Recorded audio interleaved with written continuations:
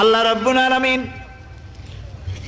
কোরআনে কারীমের ভিতরে নবীজির নাম একটি বারের জন্য নাম ধরে তাকে ডাকেন নাই, বরং তিনি বলেছেন তোমরা পরস্পর পরস্পরকে যেভাবে নাম ধরে ডাকাডাকি করো আমার নবীকে সেভাবে নাম ধরে ডাকবে না। আল্লাহ নিষেধ করেছেন আমার নবীর নাম ধরে ডাকবে না। সুবহানাল্লাহি ওয়া বিহামদিহি। এই পৃথিবীতে যত নবী আসছেন সমস্ত নবীরা হলেন এলাকা ভিত্তিক নবী, অঞ্চল ভিত্তিক নবী। এক এক এলাকার, নূহ আলাইহিস সালাম এক এলাকার, মুসা আলাইহিস সালাম আলাক এলাকার, দাউদ আলাইহিস সালাম আরাক এলাকার, এরকম এলাকা ভাগ ভাগ করা। কিন্তু মুহাম্মদ সাল্লাল্লাহু আলাইহি ওয়াসাল্লামকে আল্লাহ রাব্বুল আলামিন কোন এলাকার জন্য নবী বানান নাই।